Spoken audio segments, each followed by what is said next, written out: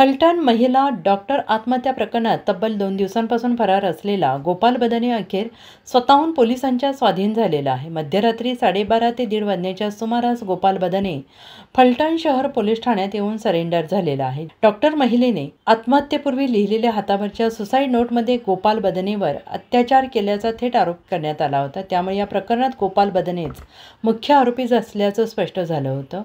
घटना घडल्यापासून तो गेल्या 2 दिवसांपासून फरार होता, तर दुसरीकडे पोलीस त्याचा शोध घेत होते। मात्र काल रात्री अचानक बदने स्वतः फलटण पोलिसांसमोर हजर झाला आणि पोलिसांनी त्याला ताब्यात घेतला आहे।